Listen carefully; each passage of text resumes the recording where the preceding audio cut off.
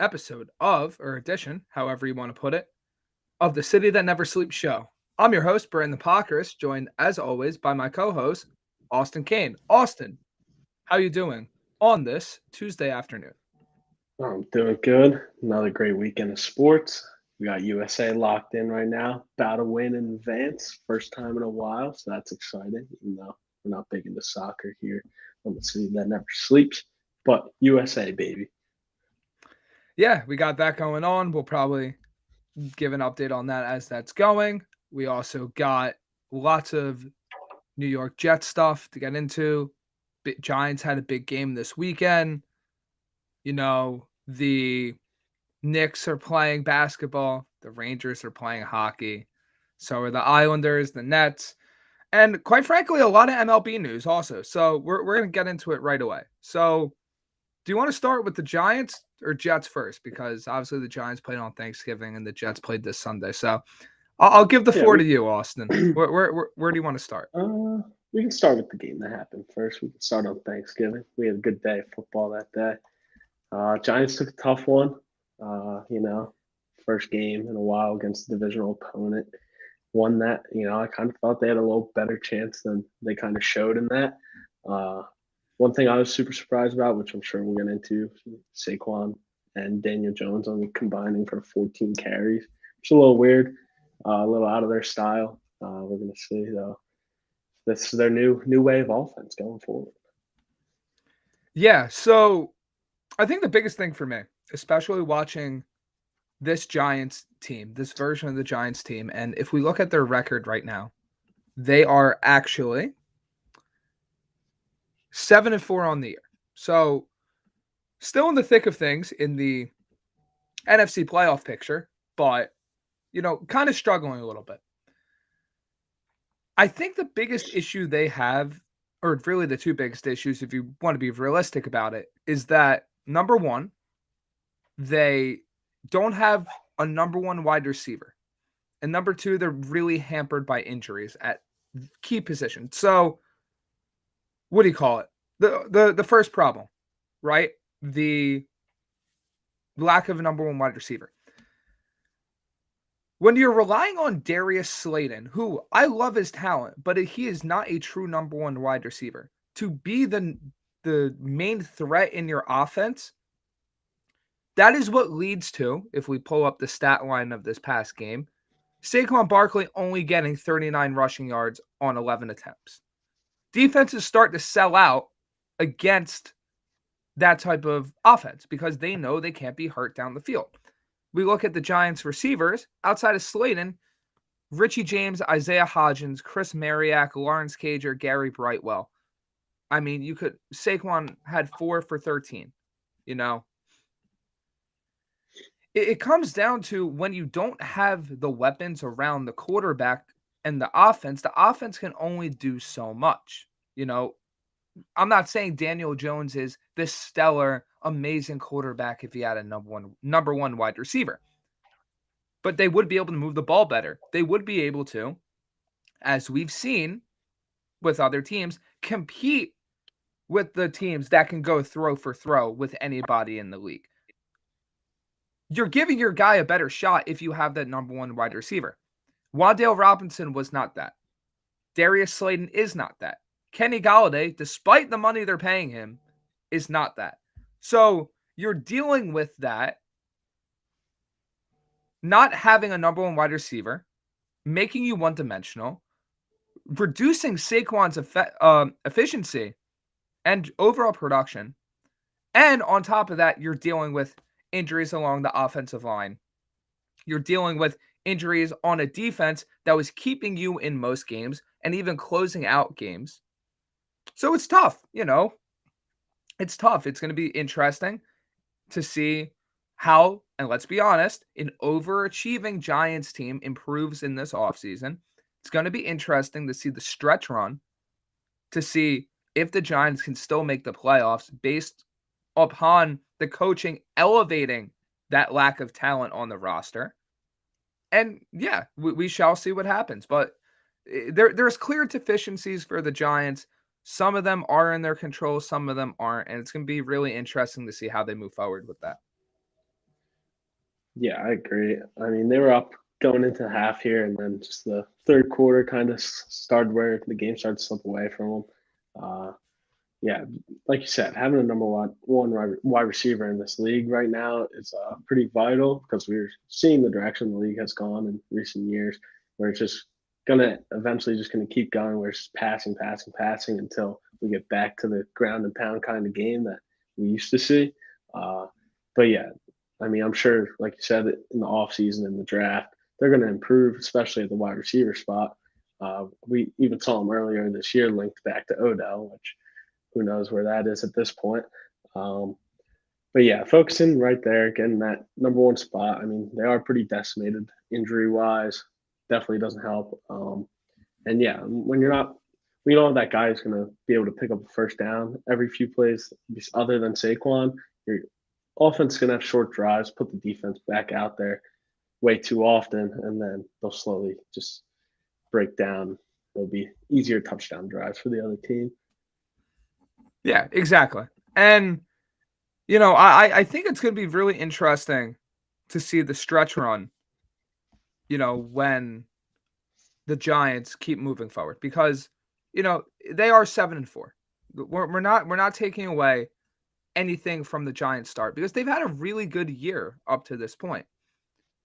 But if we look at the standings right now, and then we'll look at the schedule in 1 second, the Eagles and Cowboys are by far the two best teams in the division, and you could argue two of the best teams in the entire NFC. The Commanders now are 1 game behind the Giants. The Commanders are 7-5.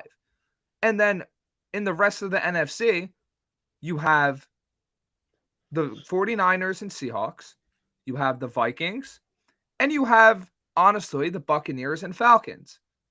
I wouldn't even argue them for the wild card, but they're fighting for that NFC South title, which we will get to that a little bit later in the show. But essentially, the Giants, you could argue, are fighting with Seattle and the Commanders for that last wild card spot, or fighting for those last 2 wild card spots. And what it's going to come down to, if we look at their schedule now, are these division games. Because in a 3-game stretch in weeks 13, 14, 15, the Giants play Washington, Philadelphia, and Washington again. Then they get Minnesota, Indianapolis, and Philadelphia. I know I mentioned this last week, but this is one of the toughest stretches in football down the stretch, and it didn't seem like that 2, 3, 4 weeks ago, but it is. And especially considering the injuries, and that's such a key part at this point in the year. The injuries on this Giants roster, they are getting some guys back, but I don't know. It's going to be tough. I did say the Giants are going to make a wild card, and I'm going to stick by that until I see evidence otherwise. But they have an uphill battle. They have to climb up. And if you lose 1 or 2 of those games to the Commanders, you're in big trouble. Yeah, I agree. I think it starts with these next 2 weeks, especially next week, because you get the Commanders and the Eagles. I mean, the Eagles, we've seen how good they are this year.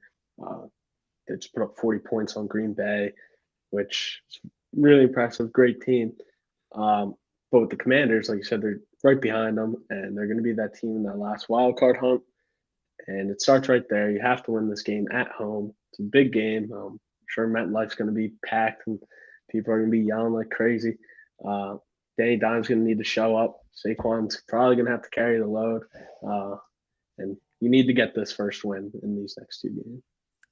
Yeah. Do you have a prediction one way or the other for this upcoming game against Washington for the Giants? I'm going to Giants in this one. Good bounce back. I mean, they weren't too far out of this Cowboys game. Like we were saying, they had lead in the first half. They're on a 2-game little slide right now. I think they bounce back well, pick up a win against the Commanders. We'll give it to them 26-17. A little weird score. We got Brian saying, "What's up in the chat? What's up? How you doing?" What's going on, Brian? For my prediction, I think they end up splitting with the Commanders, but I think they take the home game. I think this is a win by a score of 20-17. I think it's going to be a slop fest. I think the Giants' defense does come to play. But there is always that possibility that Brian Robinson has a really good game on the ground. Giants' run defense has not been that good recently. Also, very worried about how the Giants' secondary matches up against Terry McLaurin, Jahan Dotson, and Curtis Samuel. But we shall see. I'm going to go with the Giants in this one, 2017. Lots of room to be wrong here. But yeah, that's kind of where I'm sitting with that one. Yeah, big few weeks. I think they're going to pick up a few wins, 2 out of the next 3. Hopefully, if you're a Giants fan, you want to beat the Commanders twice or split that, get the Eagles once if you can. It's exciting. End of the stretch football, December football, no better football. Exactly. And now it is time to move on to the other New York team. And that's where you guys can find the poll for today's show. Essentially, what the poll is asking is, or what the poll is saying is, Mike White starts the rest of the season. Agree or disagree? And coming into this week, we discussed on the show last Tuesday that this game was going to show a decent amount in the sense that, the Jets did not have to make a quarterback change, so to say, but it was really the right decision to make that quarterback change. And they went to Mike White. And the thing that Mike White has always done the best, in my eyes at least, especially considering last season, was that he got the ball in the hands of his weapons. He got the ball out fast. He made quick decisions, and he was accurate. And considering the playmakers on this Jets offense, namely Garrett Wilson, namely Tyler Conklin, Elijah Moore, Corey Davis, you could argue Denzel Mims as well. You just needed a person that could distribute properly and not tank the offense, not tank the team, like Zach Wilson did on multiple occasions, namely in the New England games this season. That's what you got this week. And in the chat, we got Brian saying, as long as he maintains some kind of consistency, this is Mike White's job to lose. I agree to the poll. We also got Jake in the chat saying he's going to agree to the poll. Whenever White has started for the Jets, he's been productive. Plus, I think the Jets need to move on from Wilson. And then we got Greg in the chat finally saying, what's up, fellas? Mike White season. The Jets defeated the Chicago Bears by a score of 31-10. Now, on a surface level, the Chicago Bears were not exactly a good team. They haven't been a good team, period. They have the number 2 overall pick currently as it stands. But the way the Jets won the game gave me a lot of optimism as someone that has watched this offense this entire year. Because things were different. Just solely from a stat perspective first. Mike White was 22 of 28 for 315 yards and 3 touchdowns. Not only that, but he had his second 300-yard game in 4 starts. He also reached a stat line that maybe 4 quarterbacks in NFL history have done in their first 4 starts. Not only did White distribute the ball well and make accurate throws, but, and this is so important for this type of offense, he hung in the pocket, he stepped up in the pocket, and he trusted the routes, his blockers, and the entire offensive structure. And this then led to the offensive explosion that you saw. Let's not forget, though, the Jets did get some reinforcements on offense. They did get Max Mitchell back. They did get Nate Herbig back. Huge for the run game, and honestly, Mitchell, huge for the pass game. So when all these things are clicking together, you know, it leads you to see an offense that can be great if they just have, like I said before, week after week, average quarterback play. Yeah, I mean, you go back to that Bills game with Zach Wilson, the Bills game with Zach Wilson, and what we said on the show right after is he was so successful, just getting the ball quick right to his receivers and letting them make the plays.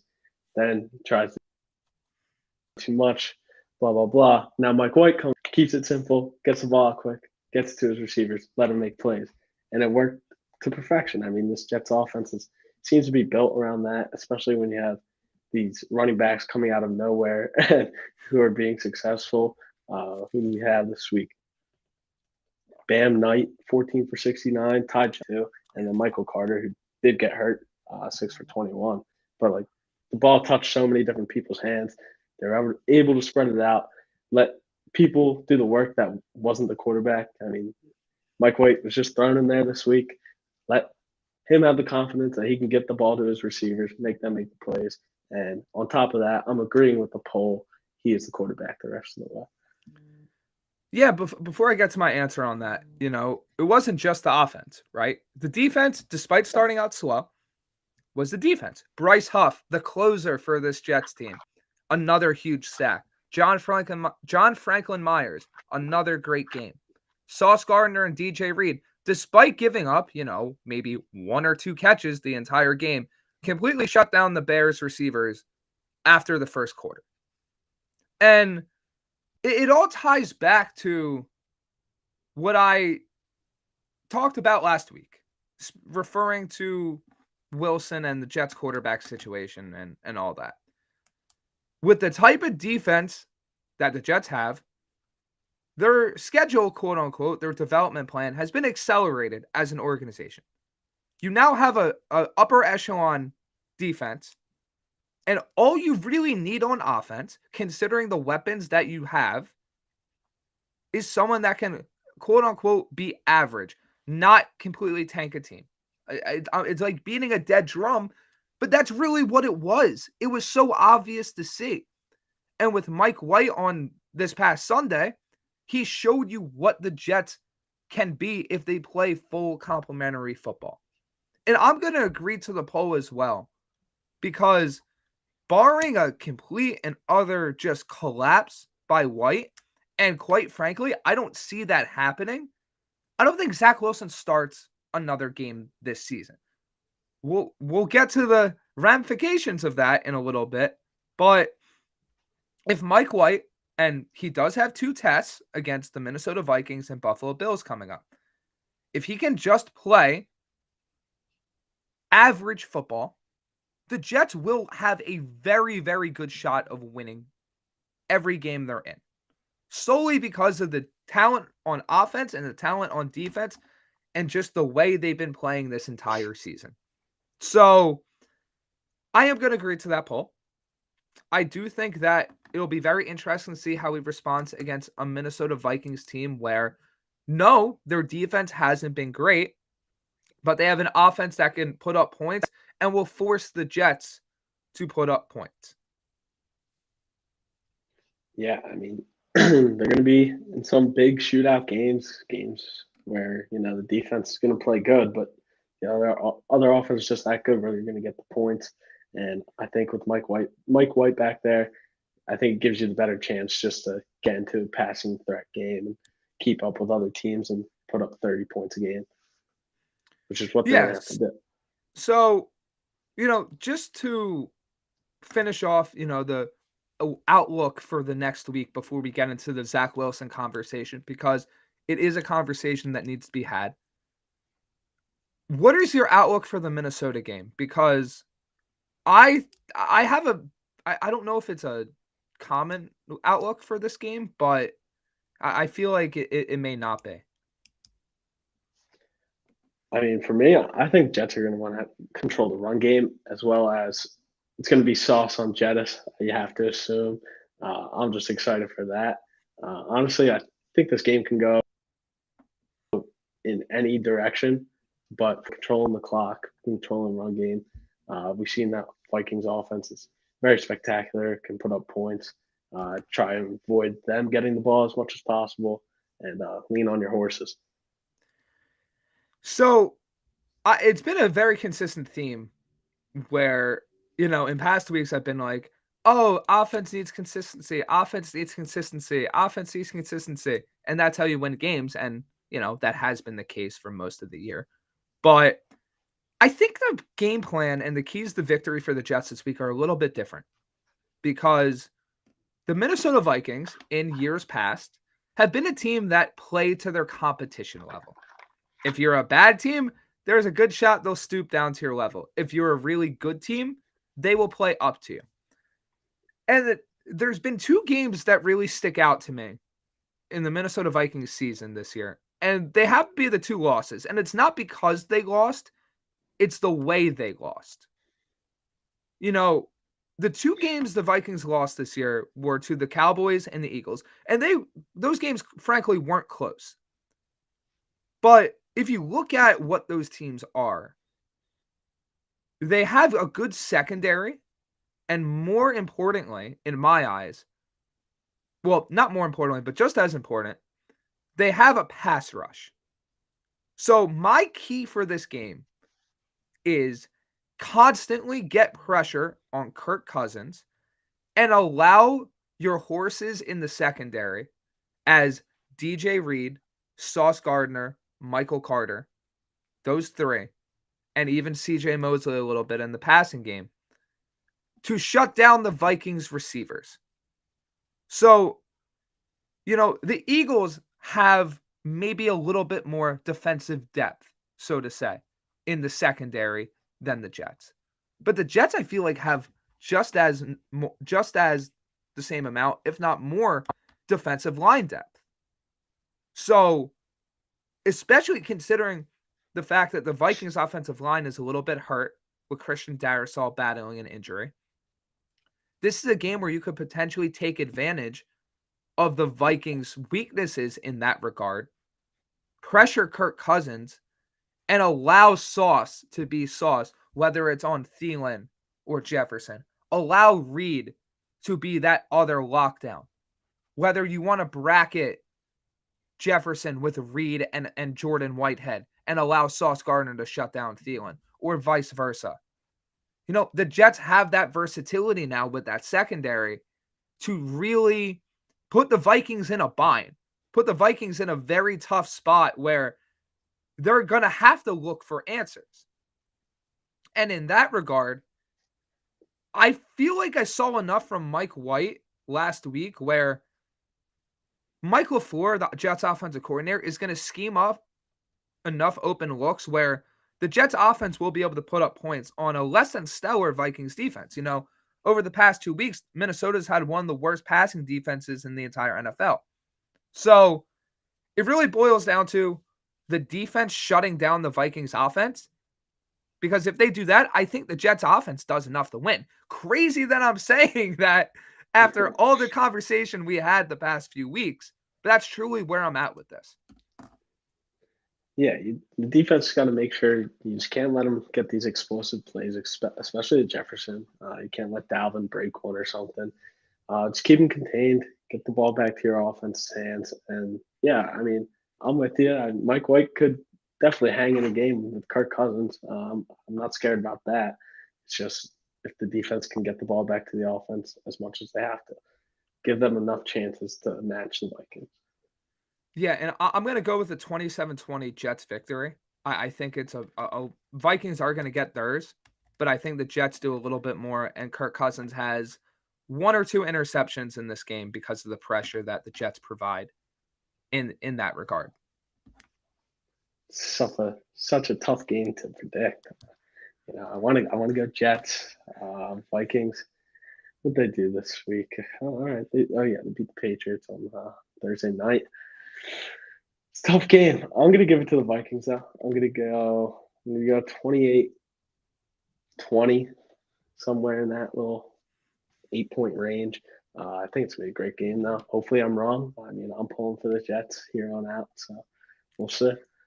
Yeah, it's a coin flip game. It's not all right, maybe not a coin flip game, but these are two teams that are very competitive, two teams that have been really good this year.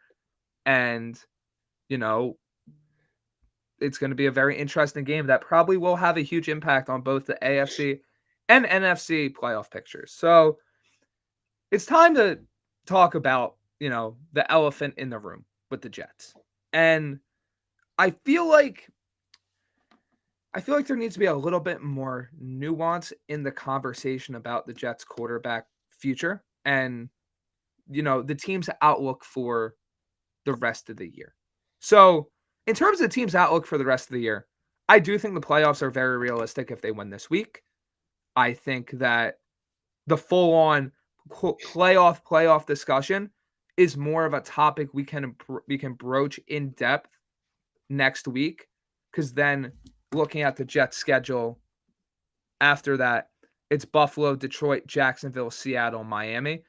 Depending on the result of this Minnesota game, I feel like you will have a much better idea of what the Jets' true playoff outlook would be. Because I'll be honest, if they win this week, I think the Jets are a borderline lock for the playoffs. If the Jets lose this week, still got a chance, but it's more of an uphill climb considering the 2 division games you still have left. But Yeah. What were you going to say? My bad. I was going to just say, yeah, like we just got to get to this. Like after that Bills game, I think that's when we can really lock in the future sights on where this team's going to be come week 18 into the playoffs. 1,000%. And that brings us to the Zach Wilson conversation because, Robert Saleh said after Sunday's game, Mike White made the easy look easy. You saw all the post-game quotes from the Jets players, and you could tell there was a difference, right? Not a insanely tangible one, but you could tell there was a difference in how they responded when Mike White was playing and winning versus how they were winning when Zach Wilson was playing. And winning cures all, right? You never hear about the issues when teams are winning. It's only when the teams are losing. That's sports in general. That's life in general. The problem is, the whole Mike White's the franchise quarterback, all that. I don't necessarily agree with that at the moment, because I feel like he needs to show more over a more lengthy period of time. Can he be a serviceable spot starter? I think he immediately is that right away. But in terms of the long-term future, that's where Zach Wilson was meant to be. And, Saleh came out and said, Zach Wilson will be back on the field for us at some point this year. Zach Wilson's Jets career isn't over. Quite frankly, in my eyes, there's no other way to approach that situation, because you need to keep everybody locked in, engaged in the locker room. The minute you throw that second-year quarterback under the bus, you're not only hurting his confidence, but you're hurting his value. You're making it immediately known that the team is out on him. And it's just a very tough situation, because after this year, the Jets quarterback position, especially if Wilson does not start the rest of the year, becomes one of the more intriguing ones because of where the Jets are at. So before I get into, this entire discussion, and before Austin gets into it, I want to remind you guys that All Campus is giving 20% off everything in their store, including hats and shirts to all their subscribers. Make sure to get in on that. And also, Creative Window Design Center, serving all your window and furniture needs. New York, New Jersey, Pennsylvania, and Florida. If you want a free consultation, contact Jeff at 609-226-0391. So to get back to our conversation about the Jets quarterback future, and more so the Zach Wilson conversation, I want to let you start off first, Austin. Where do you see this going? And what possibilities do you think potentially lie ahead for this organization? So yeah, Saleh said Zach Wilson's career as a Jet isn't done. Personally, I think it is. I think if he was going to come back. And I get the move. They had to take him out and not start him this week. But, like, this was one of the easier bounce back opportunities he would have had versus the Bears defense and just this Bears team, especially without Fields. That being said, going forward, saying his time is done, I also did not see Mike White as the starter going into week 1 next year. I said I like Mike White. I've been on Mike White since last year. Brandon knows this. So he will be the starter going through the rest of the year. But next year, you got to look into free agency. You got to look into the trade. I don't think draft's a real option at all. I mean, not to be your starter week 1 next year. I don't know. There's some bigger names in the free agency pool. There's bigger names in the trade pool. Garoppolo, Carr. Last week, I think we both agreed on Carr would be a good move, good fit for this team. I mean, who's out here? We got Brady, Baker, Darnold, Jimmy G, Bridgewater, Danny Dimes, and then kind of falls off from there. I mean, offer Brady a contract if he wants to stay in the league, if he's not going to retire. You have to try and give him the bag. That being said, if Carr's on the block, I'm going to get Carr. If not, I'd give the ball to Jimmy G. This is a team that seems to be in win now or going into next year. They have a team that can win now, defense that can win now, and weapons that can win now. It's just that big position behind or under center that's holding you back. So Jimmy G's a proven guy. Derek Carr has been to the playoffs. One of those two would be my top 2 options for this team.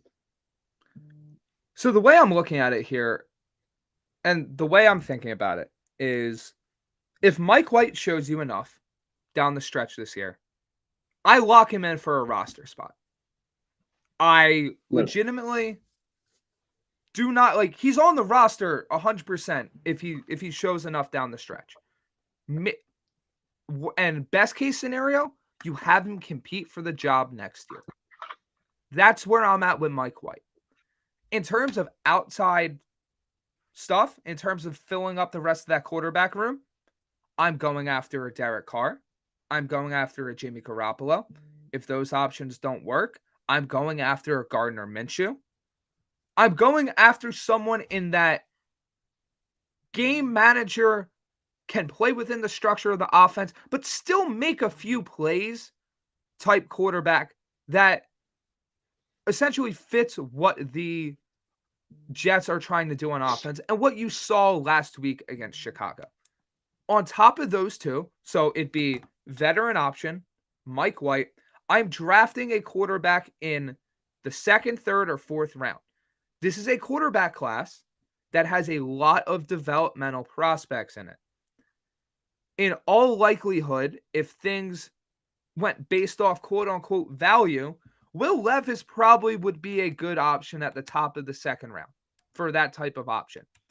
He's going to go in the 1st round because there's a lot more teams that need quarterbacks outside of the Jets.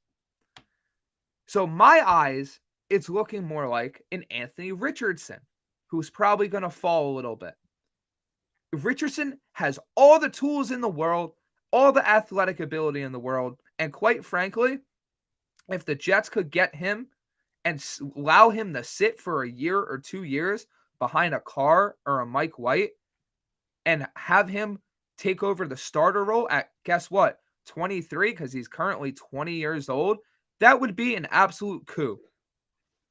There's also guys like Tanner McKee.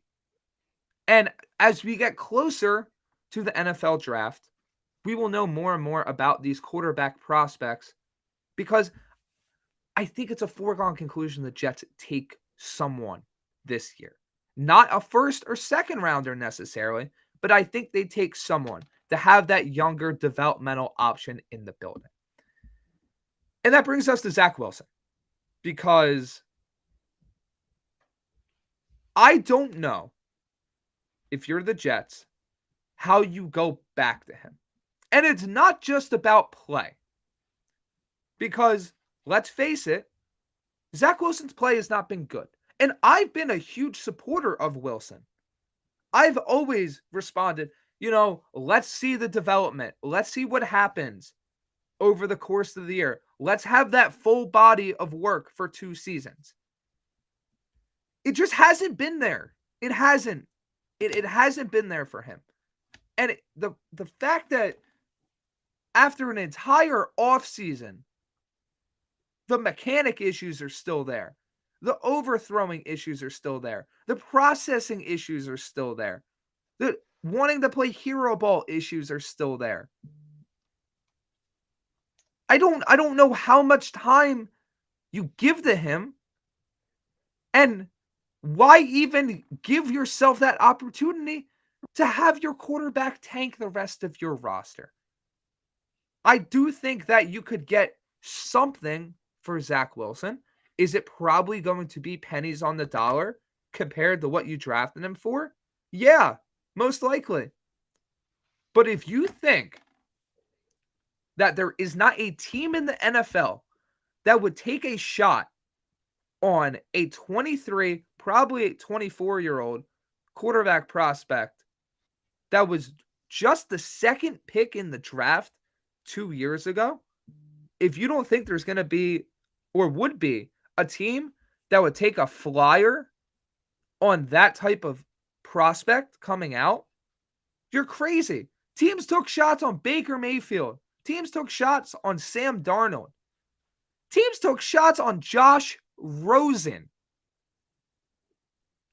It's the nature of the beast in the NFL. It's the quarterback. Exactly. Teams will take these shots. Teams will go after these players, and they will either be proved right or they will be proved wrong. If you were to put gun to my head and say, is Zach Wilson's NFL career over? I would say absolutely not.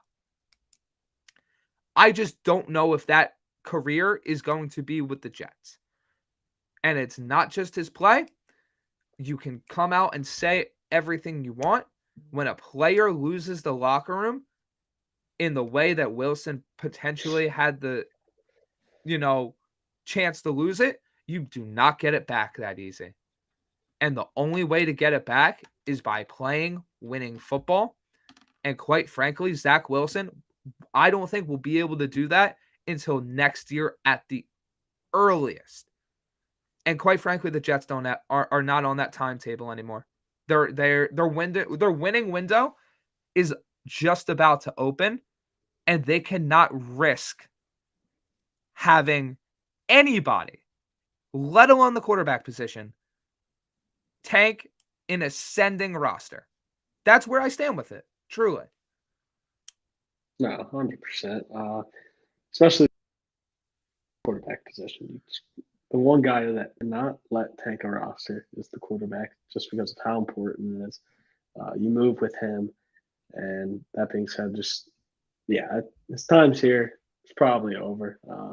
I think they'll move him. They'll definitely get something out of him. Like you said, number 2 is a very young quarterback. Someone's going to take the chance to develop him, make him theirs. One man's trash could be another man's treasure.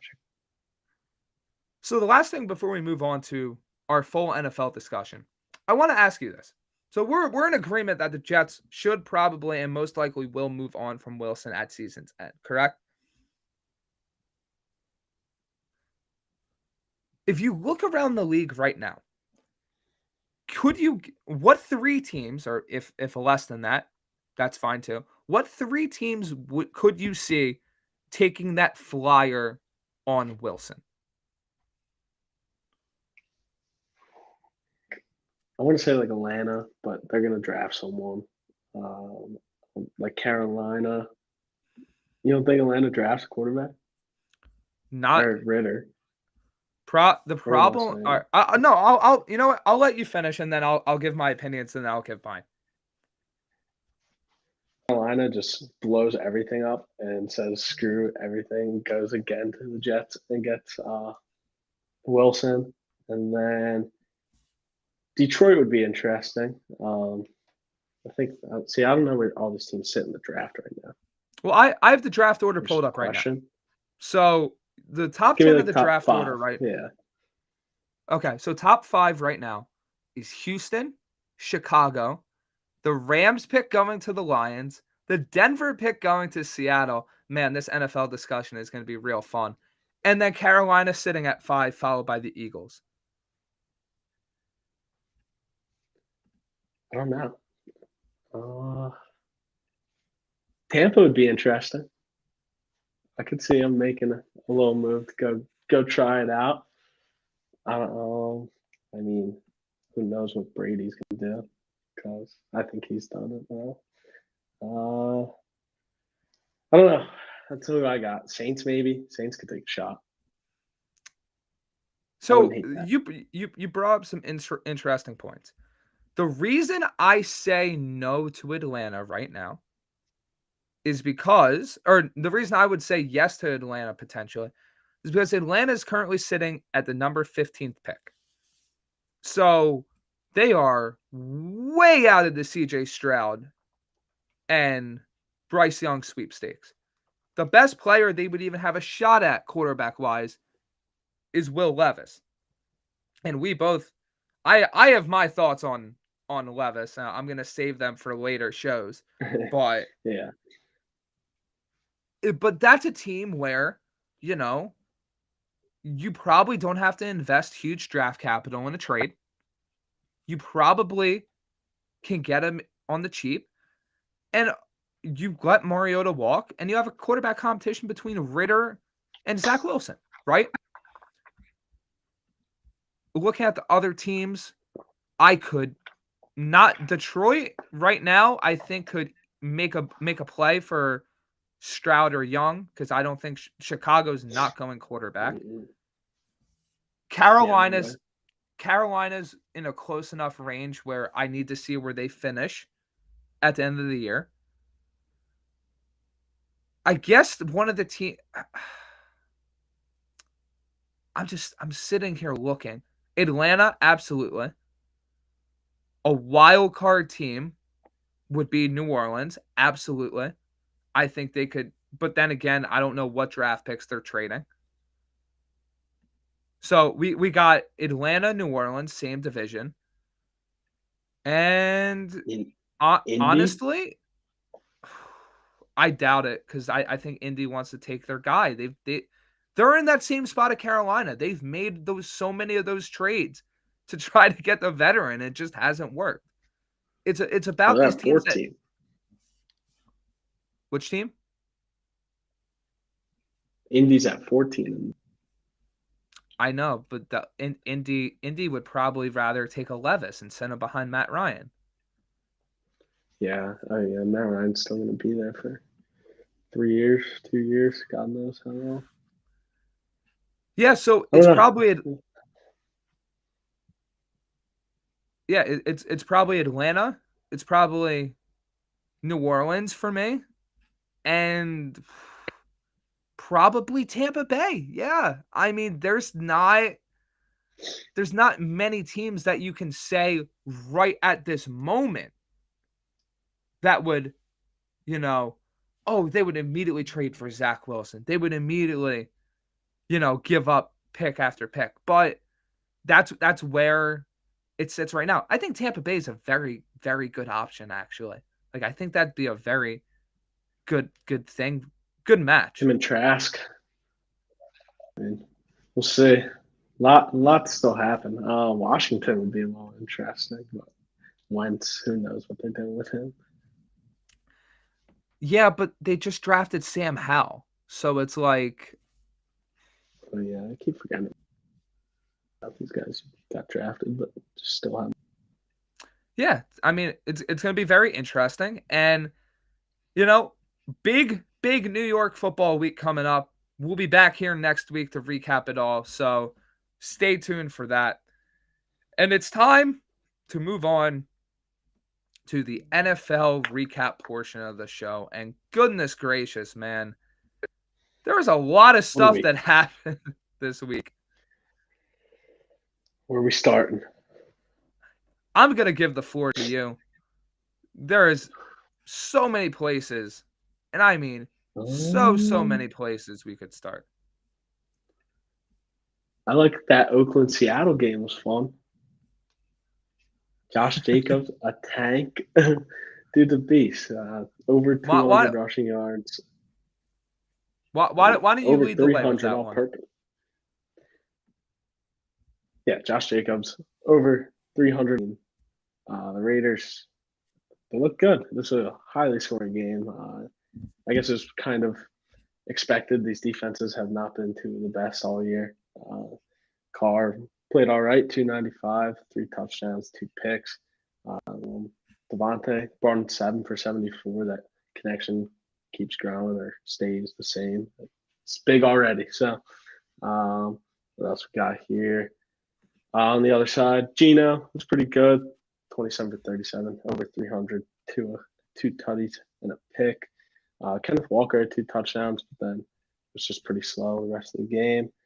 And DK's been a beast this year. Yeah, absolutely. My biggest takeaway from the Raiders Seahawks game is the Seahawks defense is a massive issue again, which, I mean, it's tough covering Devontae Adams, but allowing a running back to have 300 all-purpose yards is pretty tough. And then on the Raiders side, I think it's essentially guaranteeing that Josh McDaniels is going to be back because, you look at what they've done over the past few weeks. They kind of looked dead in the water after the Colts game, and then they proceeded to rattle off 2 overtime victories against the Broncos and Seahawks. So, yeah, I think it's pretty safe to say that they are safe. Or McDaniels and that regime is safe for a little bit more time, unless they completely implode down the stretch, which is always a Tough possibility. Schedule. Yeah, very, very tough schedule. Next game I want to touch on, Wick in the chat saying Indy is a mess. I did not have the opportunity to watch this game, but Austin, I would love if you could fill me in on why Indy can be considered a disaster. Well, if you want that answer, the last 50 seconds of that game were just why Jeff Saturday is not going to be the coach of the Colts next year. Matt Ryan ran, it was like, what was it, off the top of my head, like second and 20. Matt Ryan makes it like a 3rd and 5 running the ball. Still no timeout. Clock is chilling, keeps going. Then they just go hurry up, hand it off to Taylor, waste more time, gets like 2 yards. 4th and 3, they finally call a timeout, and then front of student, or they just kind of throw it up. Steelers made a good play. But it was just, I don't know, you have to like go back and watch it just to get the full grasp of it. But Saturday had 3 timeouts in the bag and didn't use a single, or you used one on 4th down. It was crazy. I was yelling at my TV for him to call a timeout, and I'm a Steelers fan. He let the clock run down with 3 timeouts in the 4th quarter? Yeah, to about 20 seconds, I want to say. It was crazy. It was appalling. Where did they have the ball? By the end of the drive, they were on our 20, the Steelers 20. It was so weird.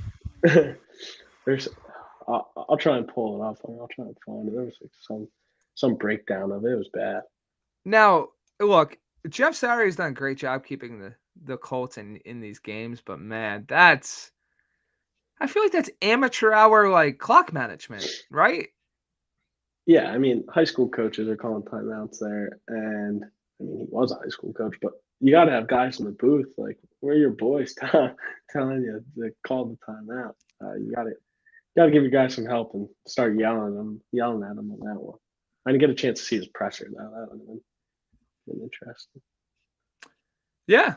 Well, that tells me all I need to know about that game. Good Steelers win. Steelers are sitting right outside the top 10 of the NFL draft. So, it's going up. pretty, yeah. Got to see what Kenny Pickett looks like. So that's important.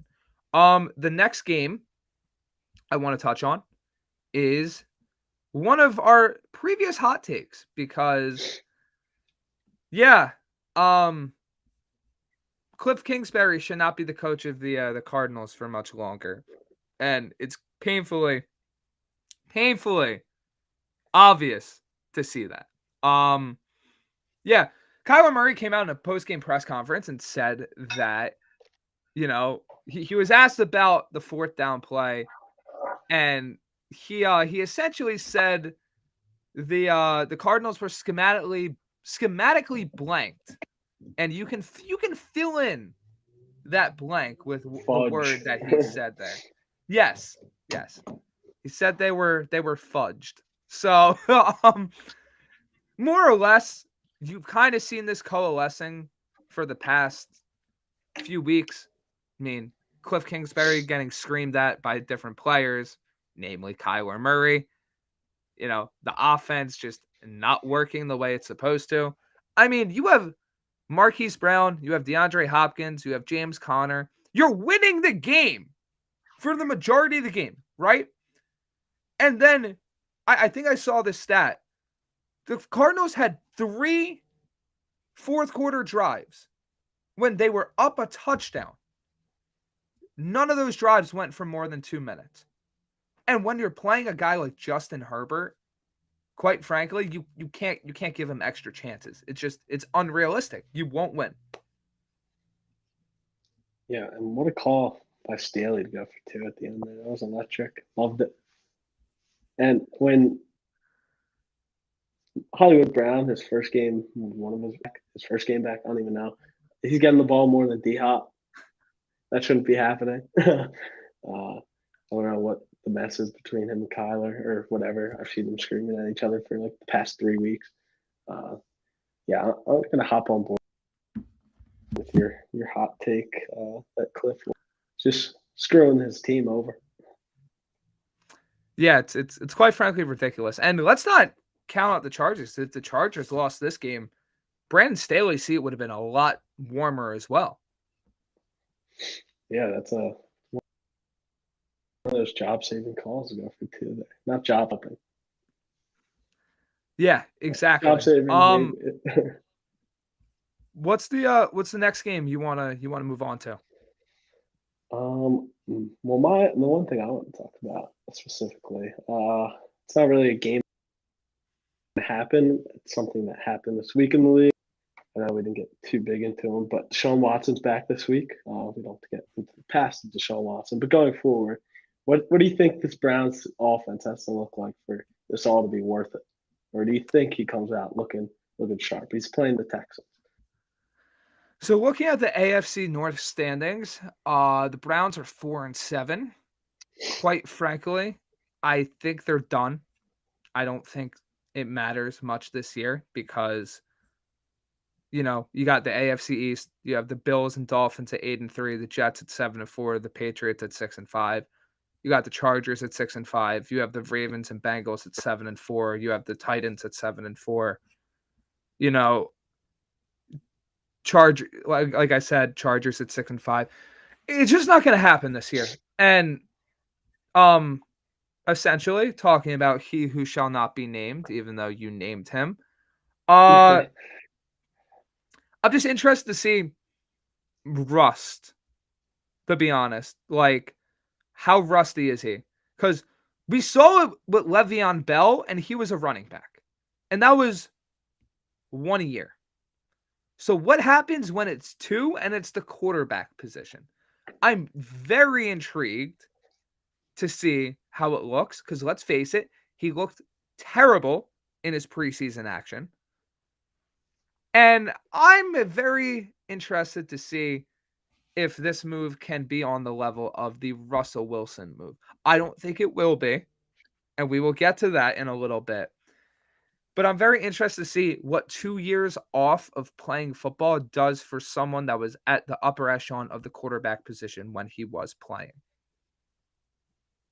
Yeah, no, it'd be interesting. Like you said, he sucked in the preseason. Personally, I hope the whole thing blows up and he's terrible, and he gets his $250 million just to screw off and suck. And then the continuation of Browns franchise quarterbacks just keeps going. I'm a Browns hater though. But yeah, I think he's going to be a little rusty. Obviously, 2 years off, especially playing quarterback, it's pretty insane. But we'll see. Playing the Texans, former team, who knows?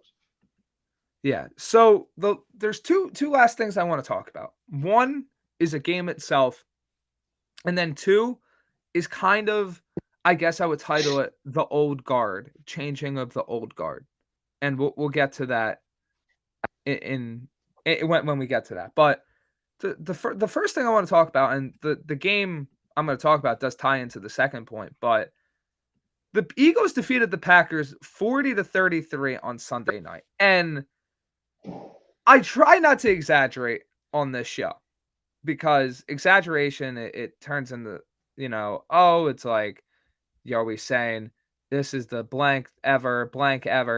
That might have been one of the worst defensive football games in terms of defending the run that I've ever seen in my entire life. And look, you can call that exaggeration. Jalen Hurts went for 157 yards on the ground on 17 carries. Miles Sanders went for 143 and 2. Kenny Gainwell and Boston Scott went for 39 and 24 apiece. And that's not counting the 153 yards that Jalen Hurts threw and the 2 touchdowns he threw. On the other side, let's not count out the Eagles here. A.J. Dillon and Aaron Jones had 64 yards and 43 yards rushing, respectively. And the Packers had 2 guys throw for over 100 yards. I thought the Eagles were supposed to have a good defense. I thought the Packers were supposed to have a good defense. I don't know what happened. Game caught. Moving on from that, or not moving on, but a sidebar. That cost me my fantasy game this week. I was up 40. Me too. I was up 40, and I needed 20 out of Jones and Sanders to beat me. They had that in the first half. It was just ridiculous, man. Yeah, no, I was sick Sunday night, so I didn't really watch the game, but I knew I needed less than 36 out of Hurts and looking really good. And I fall asleep. I wake up, Hurts ran for 157 yards. I'm like, I mean, come on. You can't even script that. And I knew it was going to happen just because that's just how this year has gone from it. But it aggravates me, I'll tell you that. But Jordan Love, I saw some of his throws. Dude's got some zep. Serious arm talent. It's going to get to a point, and that kind of transitions us into the next facet because really nothing else to say about that game. The Eagles are great. The Packers aren't. There's really been a changing of the old guard. And this is like the last thing I want to talk about NFL-wise before we move on to MLB, offseason stuff, and NBA and NHL. Looking at Tankathon, right? The NFL draft order. You got the Rams and Denver in the top 5, not having their own picks. You got the Tampa Bay Buccaneers struggling to hold off the Atlanta Falcons in their division race. If we pull up the standings as well, you have the Green Bay Packers 1 game out of being in the cellar of the AFC North, and the only team worse than them is a Chicago Bears team that is one of the most injured teams I've seen in recent memory. You look at the Saints, they're in the basement at 4-8. They don't have their pick either. So it's like, it's honestly insane what is going on right now with these teams. And I personally don't know what to really take from a lot of them because, it's just so many different situations. Tampa Bay, is it the coaching staff? Denver, is it Russ? Is it the coaching staff? Is it just not having enough talent on offense? With the Rams, did the sellout finally catch up to them? Do they just not have the draft picks to replenish that team? There's just so much that's going on, but I really think the encompassing idea of it is that there's really a changing of the quote-unquote old guard in the NFL. The Rodgers, the Brady, the Russ, these organizations that have been synonymous with winning are just finding the basement really, really fast, and it's kind of fascinating to watch. Yeah, it's pretty sad, depending which way you look at it. My team hasn't had a losing season in like 15 years. We're definitely getting one this year. Uh, but yeah, no, Brady, Rodgers, like Russ just falling off a cliff. It's crazy. I'm excited about a bunch of young, good talent in the NFL right now. And in the next coming drafts, it's only going to keep coming. I mean, all these guys in college now, they're insane. It's awesome to see, sad to see. It's how it goes, though. And really, out of these teams, in terms of like scale of 1 to 10, where would you rank each of these teams? So the Rams, where would you rank them? 10, 10 being the best. So like Obviously. 1, I'm not concerned. 10, panic alarm. 10, Uh, alarm fire. like 7, especially with like the lack of draft capital going forward, and rumors with Stafford's on. What about Denver? Denver, like a 5. I think that obviously Russ is going to be stuck here. We've been over this past 2 weeks just because his contract and stuff. But I think he's not. I don't think he's going to be this bad. I don't think he can be this bad. It's definitely possible, but I just personally don't see that happening. I think they'll bounce back. What about the Saints? Saints are a tricky one because I know they got a bunch of money tied up, so that's a tricky situation, contracts and stuff. Probably like 6. I want to see them like solidify their quarterback situation in the next year. I mean, I know they have Jameis, but we just haven't seen him when Andy Dalton's not not your guy. So I would say 6. And then finally the Packers and Bucks. Packers are an interesting one, just because we don't know what they're going to do with Jordan Love. Um, Packers will give a 5. Bucks. The fact that they just can't get away from their own division right now is just so weird, especially just like Brady. Um, and just like with their future, probably like 6, Yeah, so maybe also 7 actually on the Bucks. yeah, in the chat, what's up, Pete? How are you? Glad Let's to see go. you're enjoying What's the up, show. Pete? So looking at those teams, right? The Rams 10. Rams is 10 alarm fire for me. Stafford has another upper head injury. I think he could be done very soon. Aaron Donald's getting shut down most likely. Cooper Kupp has a serious injury. There's no future at the moment for this team. They don't have the draft picks. I think you're going to see a very different Rams roster heading in the next year. Denver, more of like a 7. Because as bad as Hackett's been, I think Russ has been just as worse. Can it get worse?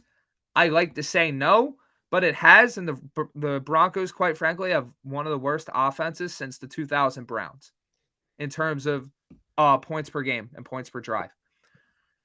In terms of the Tampa Bay Buccaneers, this week underscored that for as good as Tom Brady is, coaching is a huge part of it, and Todd Bowles is not doing great for the Bucs. I'm at an 8 for them because I don't know if Tom Brady sticks around with this coaching staff, and I frankly don't know who's quarterback for them moving forward. The Packers, TBD, honestly. I'm going to go with a 5 for them at the moment because I don't know what Aaron Rodgers' future there is. I don't know who's going to be playing quarterback. I don't know who's drafting. I don't know what they target because that future could be really good. That future could be really bad. And then the last one, the Saints, they're just I don't 9 most likely. They have zero cap room. They are tied to these players. They sold out for that Super Bowl run. They didn't get the Super Bowl, and they are feeling the ramifications of that. They are in deep, deep trouble. And one last team I want to bring up before we move on. I know this team is having a very good year, but the Baltimore Ravens need to make a giant change on offense. Lamar Jackson needs a number 1 receiver just as bad, if not more, than Daniel Jones / whoever's playing quarterback for the Giants. And if he doesn't get it, he may get the money, but he may hold out and want to leave because I don't understand why the Ravens have been so stubborn in this, but it might end up costing them one of the most electrifying quarterbacks in the entire NFL. I know. That whole situation's crazy. I think it's going to even end crazier. Yeah, like you said, I'm shocked he doesn't have number one wide receiver. I mean, teams can focus in on Andrews. I mean, he's good enough. He's going to get his either way, but take that out of the game and you can control Lamar's legs. He needs a guy. He needs a guy who can do all the stuff in the passing game for him or receiving game for him. And yeah, I'm excited to see how that contract situation blows up. Yeah, so that'll be a fun thing to watch moving forward. Two things. Peter, saw you agree to the poll. Myself and Austin also agree to that. I do think Mike White is a starter for the rest of the year. Also, tweet just came out from, let's get this right, Jordan Schultz, that it is not a matter of if, but when Nathaniel Hackett is fired as head coach of the Denver Broncos. So that would be nailing a hot take on Austin's part. I mean, let's go. In fairness, I feel like that's the best. How hot? I feel like now it's a mild one, but I feel like beginning of the year that would have been like, whoa, all right, you're firing the first year guy. Yeah. But it's gotten so bad that I'm not surprised. Has to happen. Yeah. Exactly. It has to happen. So the last thing we're going to talk about real quick, if you guys have any questions pertaining to football, we'll still touch on them, but we're going to be moving on to baseball in a minute. The last thing we're touching on, fantasy players of the week. It's simple for me. It's Garrett Wilson. It's Josh Jacobs. Garrett Wilson, 2 touchdowns, exploded for the Jets against Chicago. Josh Jacobs had one of the best running back performances in the past decade. Yeah, for me, I got on my phone here. Let's see how many points he had on me. Austin Eckler. Like I said, I mean, this guy makes me very angry when I verse him. He doesn't have that good of a game on the ground or anything. He's just a PPR machine, so I guess he's my PPR fantasy player of the week. He had 11 catches, which is ridiculous, and it's pretty aggravating if you're against him. And then Justin Jefferson. He had, what did he do? 9 for 139, touchdown, 30 fantasy points. Once again, versus me. That's what I like to do each week. Just pick the guys who go off against me because it just makes me hate fantasy football even more. You know, the way you keep bringing it up, it makes it seem like you love that pain, but you know. Oh yeah, feels great. Just love slapping myself across the face. Oh man. But yeah, that brings us to the end of our NFL discussion. You guys have any questions? If you guys want to bring up any discussion points, leave them below. We will still get to them. And stay tuned for next week because, Austin, you've seen the matchups for next week, right? Like, this is going to be an insane week of football. Oh, yeah. It's a very busy one. I'm excited. Divisional games, which is exciting too. We get started. Bills, Patriots, Thursday night. That's big for the Jets. I feel like that's a big affecting game for the New York Jets. So a lot of good ones this week. I'm excited to watch. Just to give you guys the taste, we got Bills, Patriots, as Austin said. We got Jets, Vikings, Titans, Eagles, Dolphins, 49ers, Chargers, Raiders, Chiefs, Bengals. Lots of huge playoff games. Not playoff games, but playoff deciding, playoff ramification games. It's going to be a fun week of football. So stay tuned to the show. And that's all we got in terms of football stuff. So time to move on to baseball. Big week. We finally some dominoes fell. Yeah, so do you wanna start us off? I got the MLB free agent tracker, courtesy of Spot Track, pulled up. So what do we have first happen? Well, you know what? Considering that we are a New York show, Austin, that's true. considering that fact, I'd be remiss if I didn't bring up the fact that report came out right before the show started that the New York Mets are meeting with Carlos Rodon. And quite frankly, I don't see that as the plan A for them, the number one plan. But it is good to see the Mets doing their quote-unquote due diligence and setting up the fact that they are in contact with other guys if, let's say, a Jacob deGrom does not sign. I've said on this show, I would really enjoy Rodon. I would potentially consider Rodon a bit more than deGrom, depending on price point. Reports have come out that the Mets are considered the favorite for deGrom. So in that case, Rodon would not exactly be a quote-unquote realistic player. But, Steve Cohen has a lot of money. The Mets have shown a very high willingness to spend. So it never hurts to reach out to all upper-tier free agents in my eyes. No, not at all. Yeah, like you said, deGrom goes the other way. Definitely good to have contact with the next top available guy, just in case. Keeps you connected. Bring him in if you need to. Exactly. Be a good sign too. Yeah, 100%. So that brings us to our discussion on the guys that have signed. So what really stood out to you?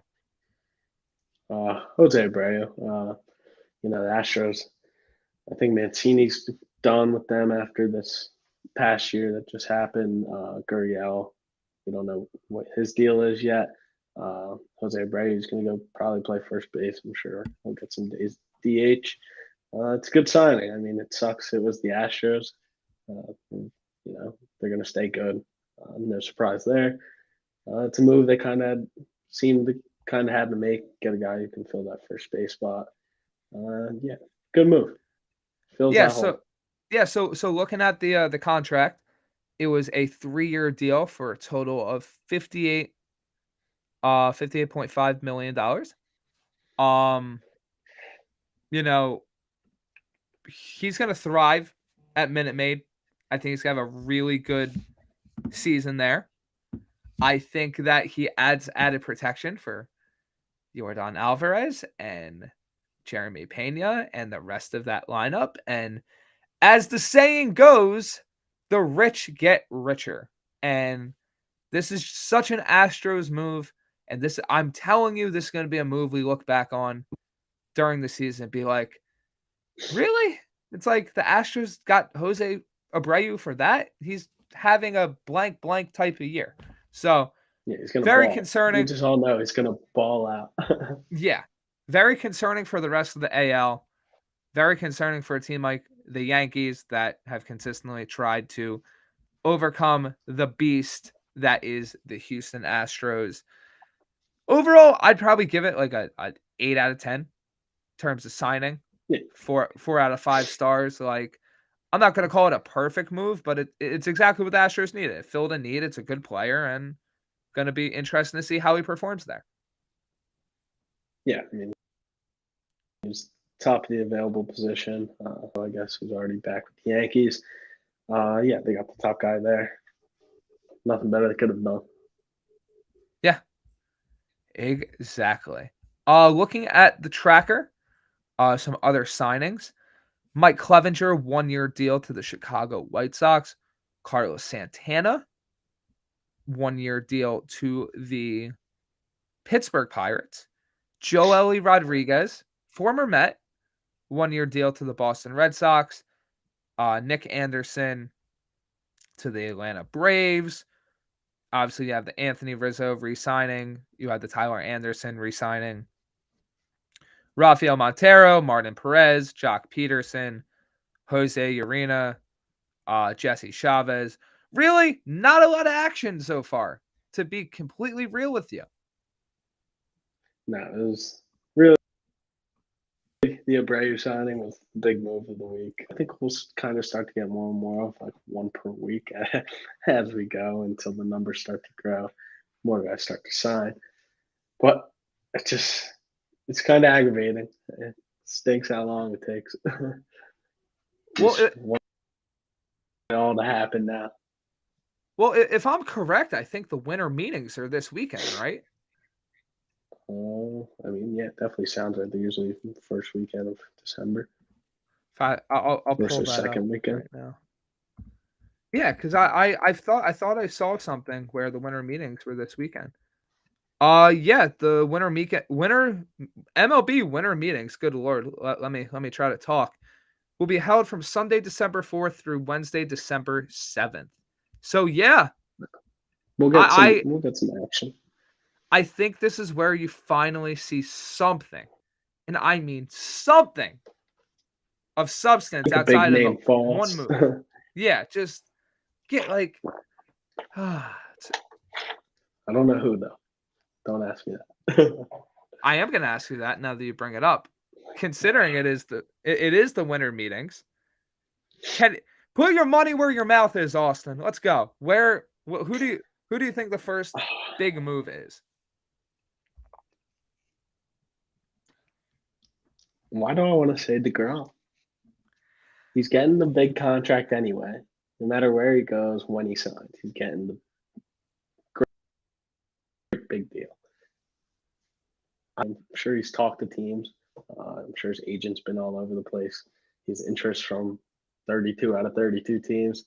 Why not Jacob DeGrom? Where? That's the question. I don't know. So the thing with DeGrom is, with all the rumors swirling about, oh, the Mets are the front runner, the Mets expect him to re-sign. I take a look at that in two different ways. That's either the Mets camp or one of the camps actually being upfront and honest about that, which, quite frankly, not going to just solely believe that. Or two, that is a purposeful leak to try to drive up price for the Mets or whatever team is interested in DeGrom. I don't think DeGrom is the first to sign. I truly think he's going to wait a little bit longer. I think he is a very good pick. I just don't think he is the first to go. If I am to look at this right now, as we got a comment in the chat from that is a Yiddish name. We both are Jewish. I'm gonna have to clean up the Hebrew reading. I apologize. The United States qualified for the round of 16 in the World Cup. Yeah, that's fantastic. Amazing. If you think, I mean, everyone should probably be watching that game Saturday morning. It's gonna be very, very good. So yeah. Honestly, shout out the boys. Exactly. Shout out USA team. Fantastic that the Jets. Oh boy, that's called me reading an alert Nightmares. about the Jets. Yeah, that's great that the United States is doing so well. So congrats to the World Cup team. Gonna be watching that. Very excited. I am looking at MLB free agents to try to determine who I think is going to sign first. Okay. Yeah, I'm just thinking, like, look at the catcher market, right? And there's not a lot of catchers. Contreras out there. Contreras is out there, and then it drops off to like Gary Sanchez, First baseman, it would have been Anthony Rizzo or Jose Abreu. But now it's like a Josh Bell, a Miguel Sano, a Trey Mancini. Guys that I don't think would like to set a market. That's really what you're looking for in this spot, right? You're looking for a guy where they're okay setting the market for not just their position, but all the positions overall. And the more I talk about it in that sense, I think it's going to be Aaron Judge. And the reason I think it's going to be Aaron Judge is because no position player is getting more than him. You can make that argument for DeGrom as well, but I think Rodon is going to have a very, very hot market that will push towards DeGrom. I don't think exceed it. Especially but I think it's Judge. Average.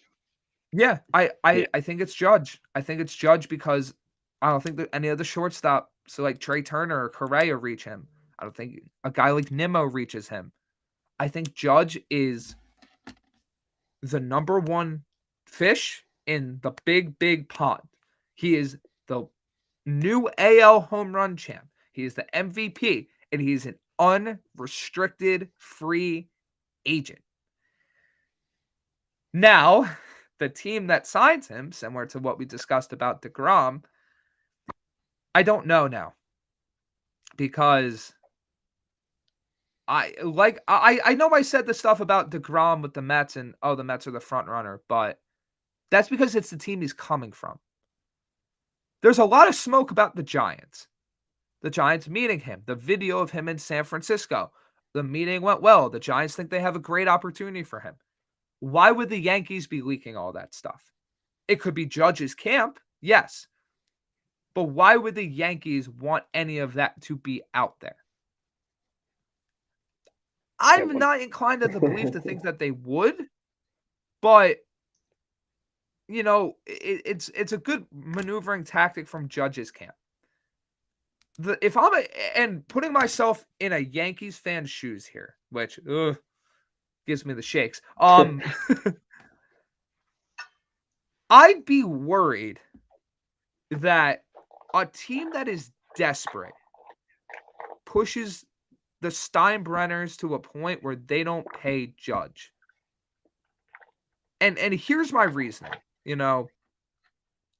Think about the countless times that, and I'm not talking pitching, and I'm not talking when it was a necessity, but when it was a luxury that a team like the Yankees could afford to upgrade positions, and they chose not to. Or when they got in a bidding war, and they chose not to go for it. Hasn't been many times, but in recent memory, there has been a few occasions. We've heard about the Yankees slashing payroll in a sense and not wanting to go bonkers every single offseason, all that, right? My biggest worry as a Yankees fan would be, is there a price that the Yankees essentially say, yeah, we're not paying that for Judge. We're going to let him walk for nothing. Do I truly, in my heart of hearts, think that happens? No. But there is a more realistic shot of that happening than there was, I think, a few weeks ago, because Judge actually didn't meet with those teams. He actually let it reach that point where he couldn't meet with those teams. So I think Judge is the first guy to sign. Yeah, I think he's the first guy to sign. I don't know where it is, though. Yeah, no. I mean, it's impossible to tell, especially Judge, DeGrom. I mean, every team is, let's say, in on other positions. Impossible to tell. Obviously, more teams are in the rumors than not.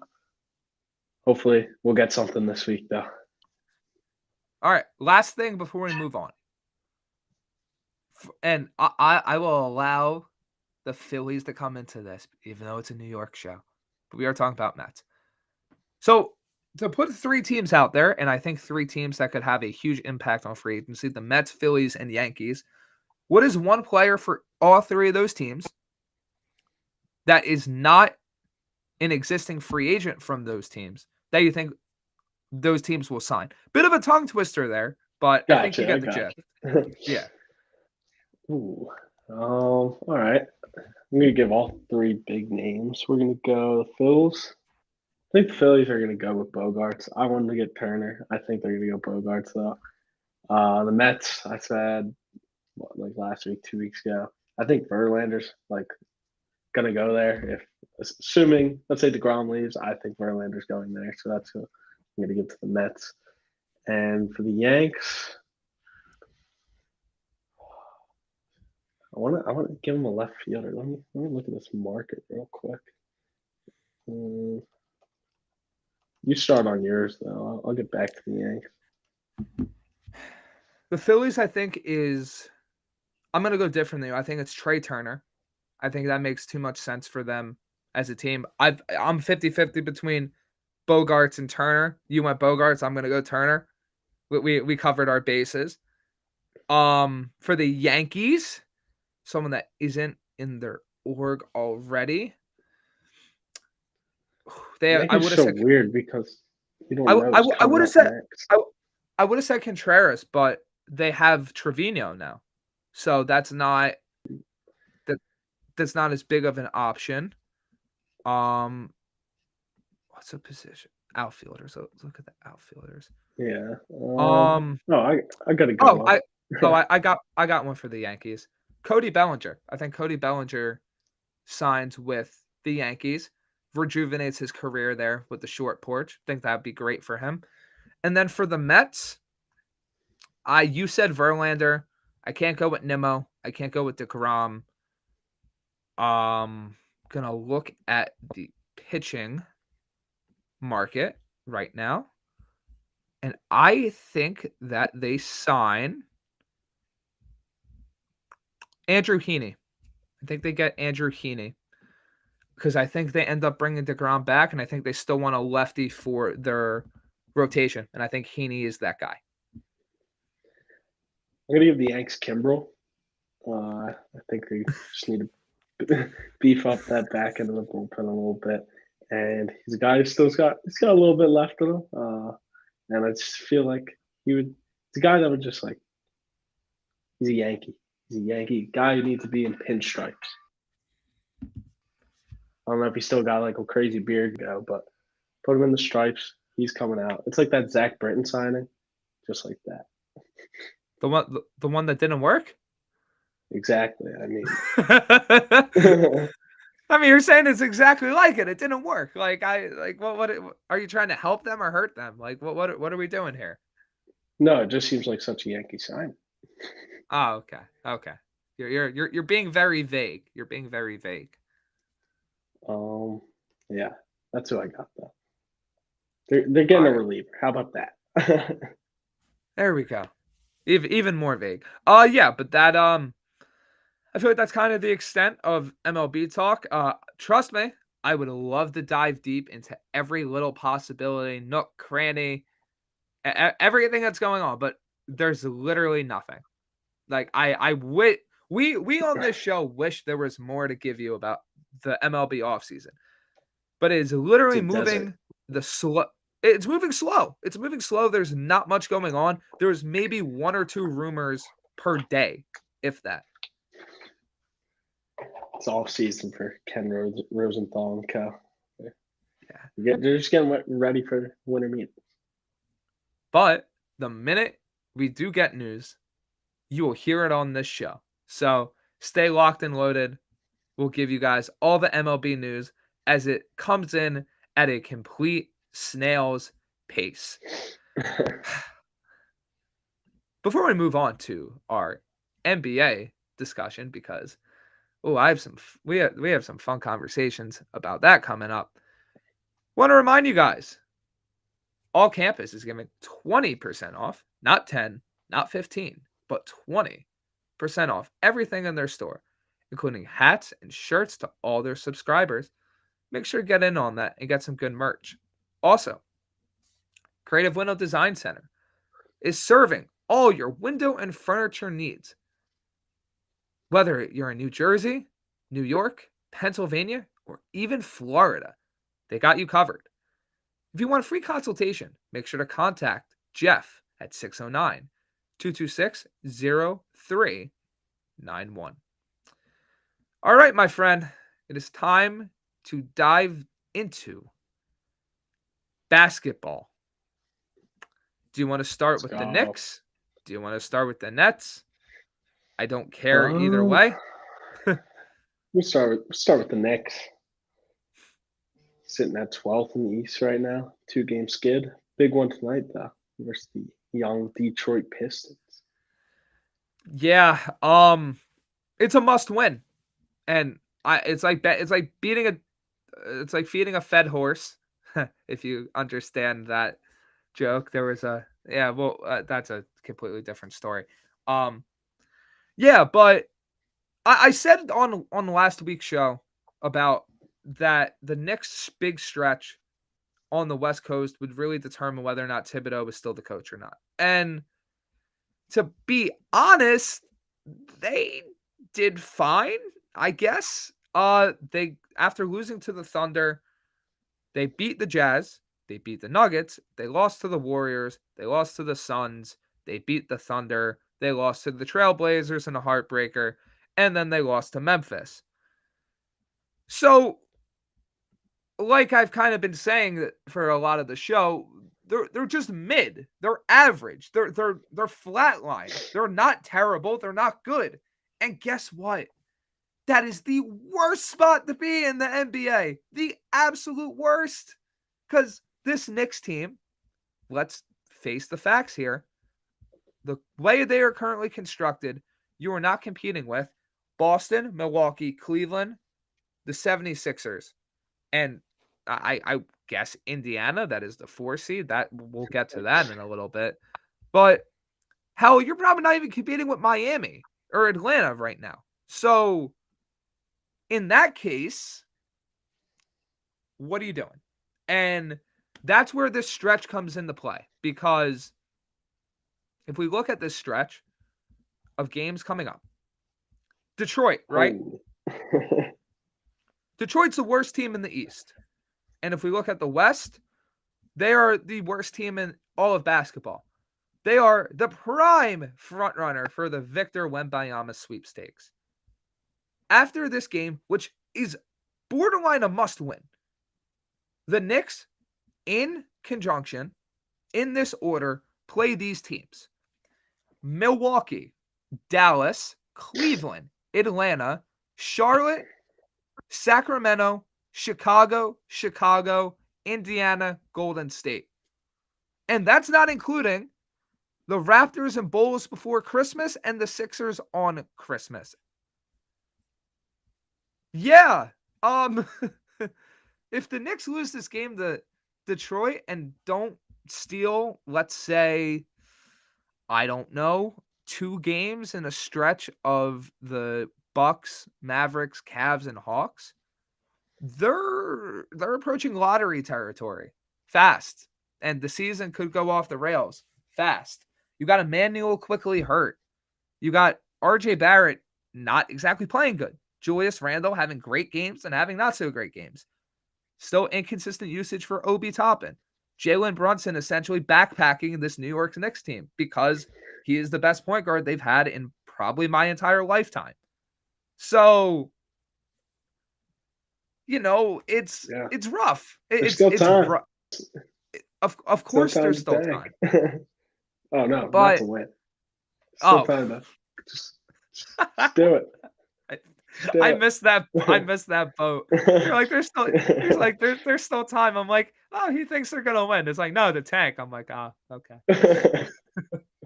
But look, give Tim money. Say, hey, we're winning 0 games the rest of the year. Let's go get Victor. They'll all get fired and suspended, probably by the league.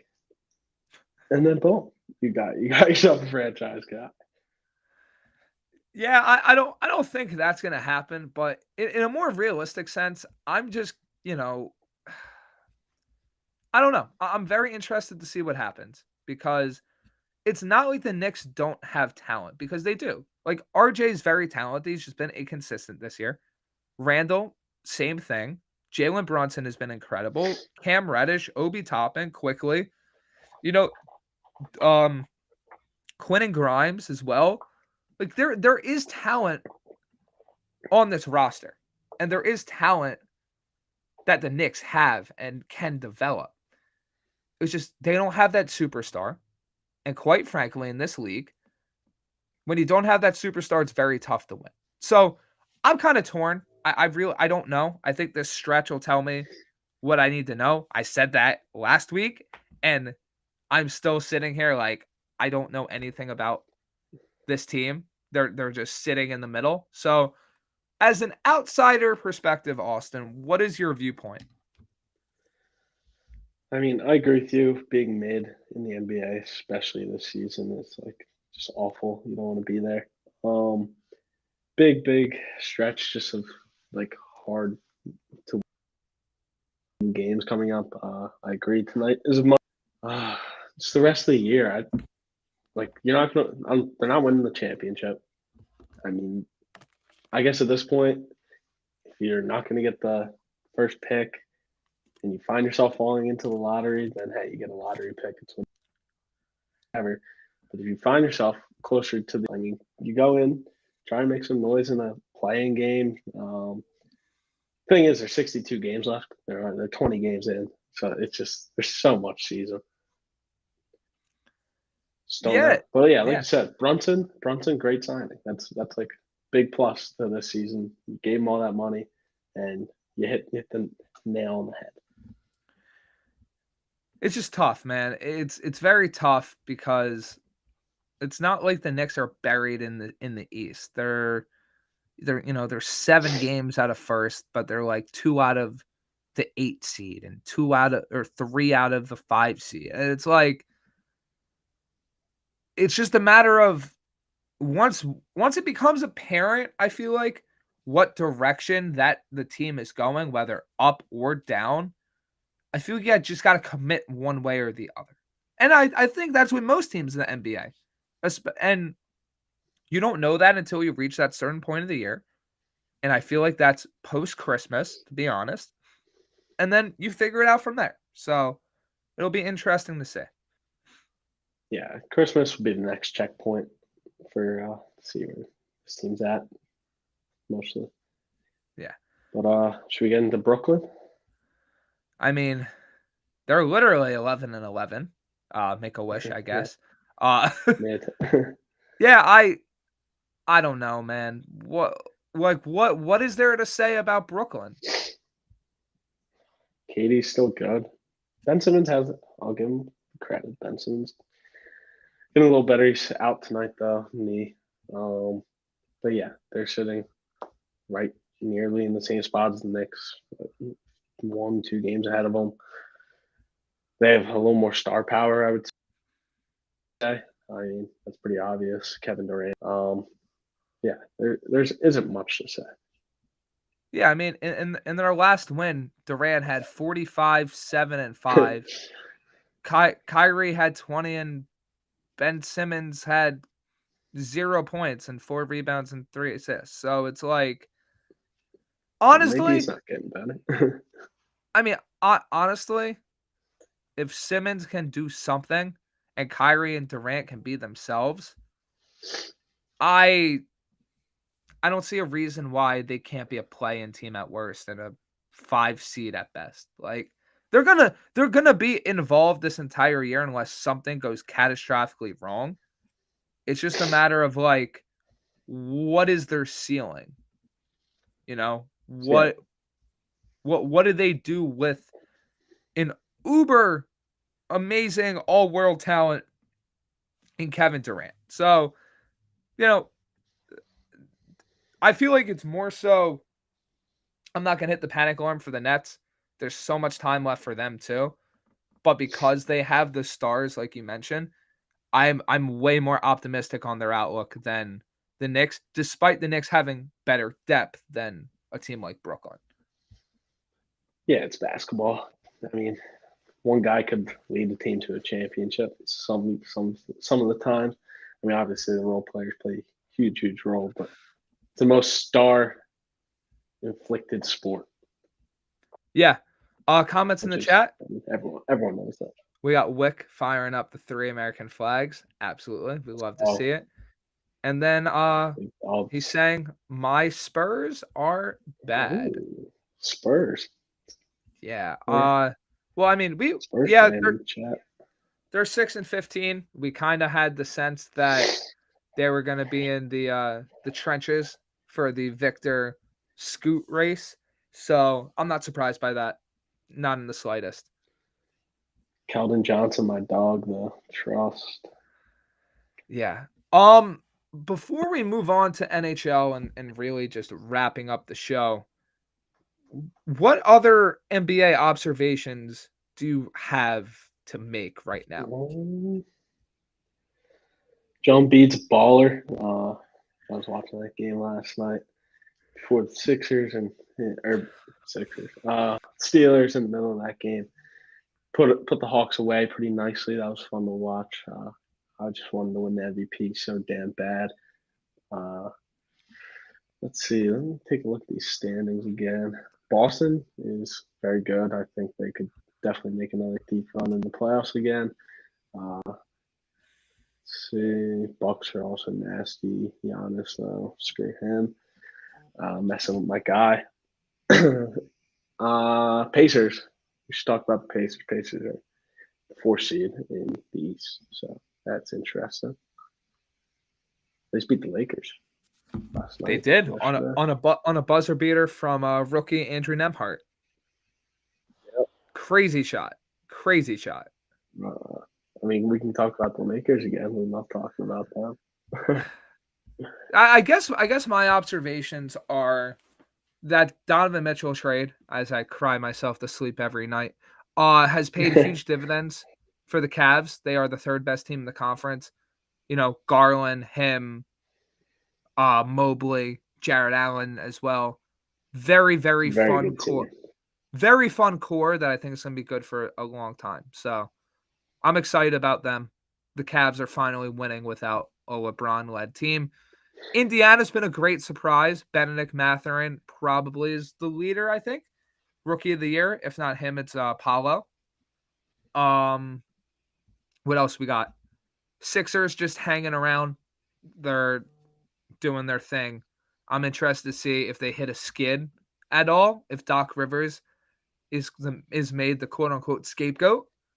As I've said before, I do think he gets fired. I kind of whiffed on when, but I do think he gets fired at some point this year if the Sixers hit the skids. Yeah, Doc really stepped it up this past week. Him and Tobias Harris, the 2 guys that have been beaten down on for the past few months. So shout out to them. You got to give credit where it's due. They really controlled this team without Embiid, Harden, Maxey. Keeping it in the East, I think you could have potential for the Bulls to sell off and the Heat to try to make a move to really jump back into the thick of things. In the East, they are not out of it by any stretch of the imagination. In fact, they are only 2 games behind the Sixers. In the West, this is really more of parity because all the teams from 1 to 9 are above 500. The Timberwolves are 1 game under 500, and the Mavericks are also 1 game under 500. Those are your top 11 teams in the conference. The Thunder, I think, are 1 year away. I think they keep getting better and better. I think having Chet and another draft pick, probably multiple draft picks next year, are going to make that a very, very, very fun young team going forward. I wish we got to see Chet play this year. Yeah, and then we have the Lakers, man. I don't know. I thought maybe things were starting to turn around. Anthony Davis has been everywhere, but it's tough. You know, when you don't have the bench depth, when you have guys like Thomas Bryant, Wenyen Gabriel, Austin Reeves, Troy Brown Jr. playing insane amounts of minutes, like you're not a championship contender. You're just not. And you're needing, it's not a benefit. You're needing Anthony Davis to put up 25, 13, 6. You're needing Russell Westbrook to put up 20 plus. You're needing LeBron, I think in his first or second game back from injury, to put up a 21-7-3 stat line. And you're still losing games. So it gets to a point, right, where you have 3 of the most talented players in the world in LeBron, AD, and Westbrook. Think of them what you might. Have your opinions of them what you might. But they are still 3 of the more talented basketball players in the world.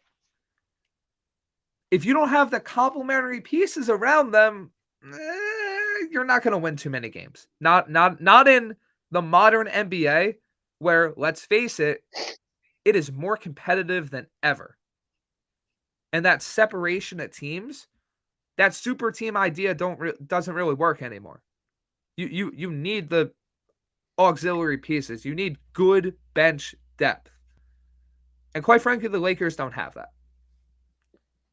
Yeah, I mean, it's kind of weird. It's a little different NBA than we've seen past years where, like I was saying earlier, like, yeah, a guy couldn't lead your team to a championship, but as the years keep going, we see every team keeps faltering just because they don't have enough bench depth. Like we saw the Heat last year, they had the best bench depth. They ran the Sixers off the floor in some of those second round games just because they could last on the floor longer and more guys who could play ball. And yeah, I mean, I saw LeBron and them were saying they had a few more pieces of their championship team, and they probably are. Just so fact they have LeBron, AD, and Ross. But the bench is just going to fall for them, and then their season's over. I mean, I want to say they'll make the playoffs, but it's way too hard to tell. Way too early. It's way too early to tell, but if the Lakers are a lottery team and the Pelicans have a shot to pair Victor Wembanyama or Scoot Henderson with Zion, yeah, the Pelicans already are the third best team in the West, and they could potentially have a top draft pick as well, which is kind of insane. That'd be fun. I'm Mm-hmm. cool with that. Yeah. Yeah. Should we get to the stick and puck We game on shall. ice? Yeah. Oh boy. I don't want to talk about the Rangers. Yeah, please. Starts off the Rangers, who are 10-9-4, and they are 1, 2, 3, 4, fifth in the Metro. Let's see in the conference. 4, 5, 6, 7, 8, Hey, 10. stop 10. it. Don't worry, my Flyers are on like an 11-game losing streak. So where?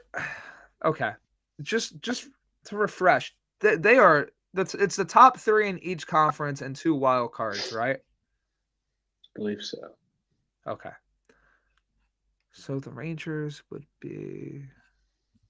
I need to see. I'm gonna put you. I want to hear your opinions on the Rangers first because I have a lot, but I just want to pull up the playoffs. Yeah.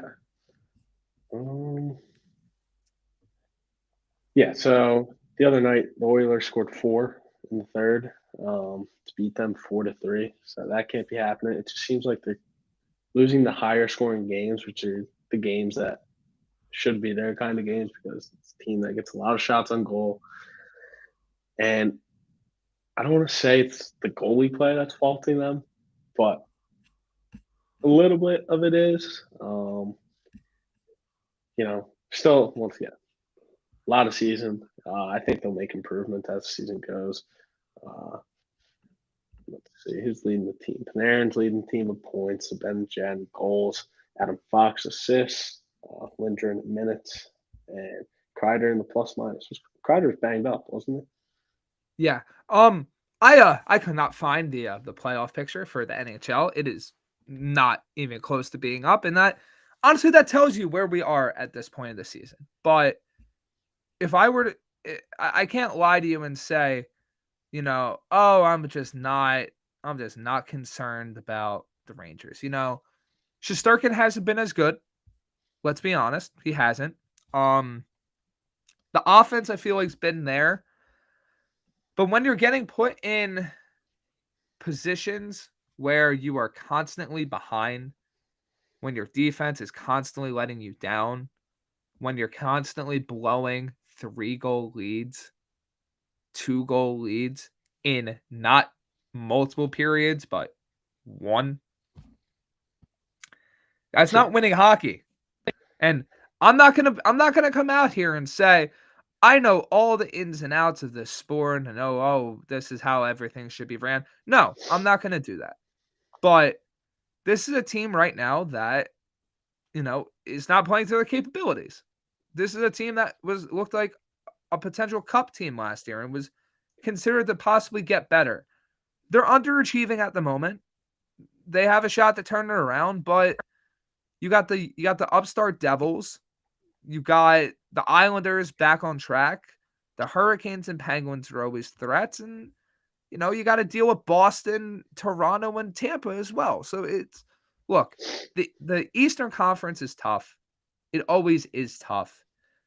I'm not counting the Rangers out, but there are some very serious issues that need to be corrected in order for them to contend and reach the levels that they were supposed to. Damn, Devils are nasty. So are the Bruins. It's actually crazy. That was won like 13 straight games. It's ridiculous. I know. It's nuts. Who is it left? Let's see, yeah, Islanders are up there too. 15-8. No loss in that time. Those are the most defeating losses too. Let's see. Islanders on a 4-game win streak. They play the Flyers tonight, so let's make that 5. Flyers are terrible. Yeah. Yeah, but either way, all the teams, I mean, so much season left. Literally anything could happen. Rangers go on 10-game win streak tomorrow. Or 10-game losing streak. Who knows? Just like the Flyers did. The Flyers GM has had 5 10-game losing streaks in his tenure so far. The whole other NHL, the rest of the NHL's GMs have had 1 at the same time. I feel like that's pretty hard to do. I'm not gonna lie. Oh yeah, I'm sure it's a challenge. Like the month, what was it, 2 years ago when the Rangers beat the Flyers, like combined 18-2 in like back-to-back games. That was awful. Yeah. So we got John in the chat saying, agreed, Jets have to start White. Exactly. Yeah. I can't disagree with that. So all right. We got 8 minutes left. If you guys want to leave some comments in the chat, any fantasy questions, any football, baseball, basketball, hockey questions, feel free. Otherwise, we're gonna do our taking not a closer look, but looking forward to the next upcoming week in sports. So for me, pretty easy. I'm looking at this New England Buffalo game. Really interested to see, 1, how Mac Jones responds to a loss. 2, the division ramifications and the playoff ramifications in this game. If you're a Jets fan, you're rooting for Buffalo because you want to ensure that that Patriots tiebreaker does not have as big of a hold as it would if they continue to win. Obviously, Jets-Vikings game, probably my second game of the week behind Chiefs-Bengals. I'm really excited to see that rematch. In basketball, very interested to see how the Knicks respond to this road trip. It's going to be not road trip, but this upcoming stretch of games. You know, you can either sink or you can swim. And it's going to be very interesting to see how this team handles a very, very tough stretch of games. Yeah, for me, this week, NFL, my game of the week is Titans-Eagles. I just think it's going to be a hard-nosed football game. 2 teams who just don't take crap from anyone. I'm sure we'll see some personal fouls out there, stuff like that. It's going to be a hard-nosed ground-and-pound game, too. Derrick Henry versus just the Eagles' offense, which we have seen just explode running the ball, at least just last week itself.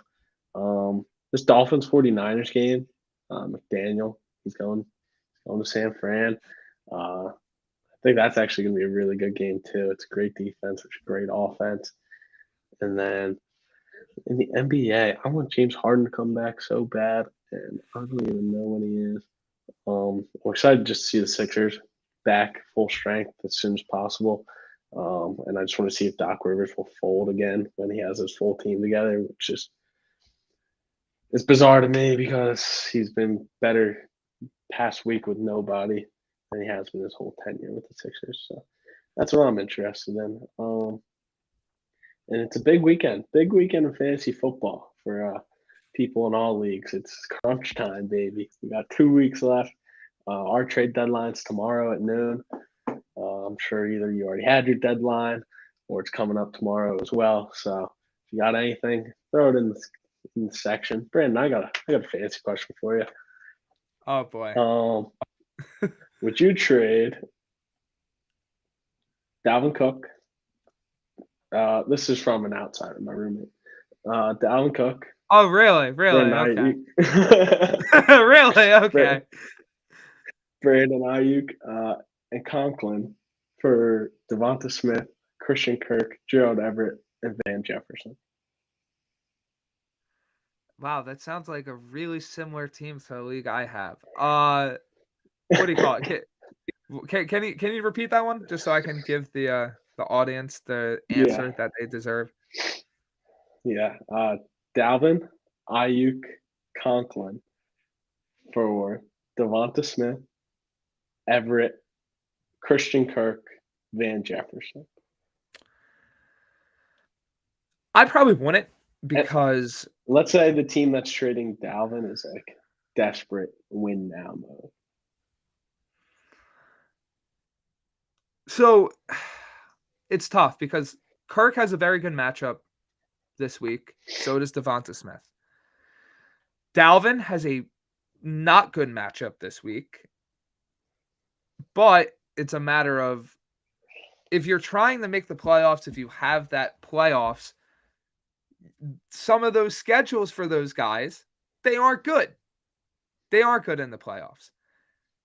But if you're a team on the outside looking in, you can't really consider what's the playoff schedule until you actually make the playoffs. So it really comes down to that. If you're locked and loaded in the playoffs, I probably wouldn't do that deal.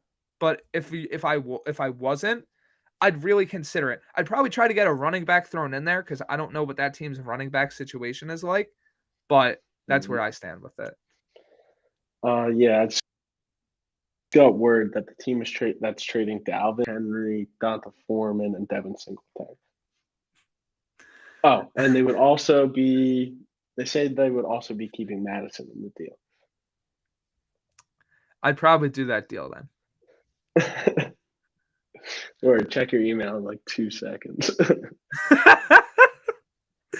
For those that couldn't figure it out, that is Austin Kane's fantasy team that he was hypothetically asking about. Oh, Dalvin, man, I've had him for years. Sayonara. All right. Well, I don't think there's a better way to wrap up the show than that. Thank you guys for joining us on it. Thank you guys for joining us on another great edition of the City That Never Sleeps show. Make sure to stay tuned next week for another fun show. Big games coming up. Lots of fun discussions. Hopefully, some MLB movement. Hopefully, but I'm not too certain on it. Austin, you got any parting words for the audience? No, I just want to say thank you, everyone, for popping out into the show. We'll be back next Tuesday. It's always a good time coming here, interacting with you guys, talking with Brandon. Yeah, let's go. Team USA this Saturday, too. 10 a.m., rise and shine, support the country, support soccer. It is called soccer. Exactly. Team USA this Saturday, big sports weekend coming up. Thank you guys for joining us once again. We'll catch you on the other side.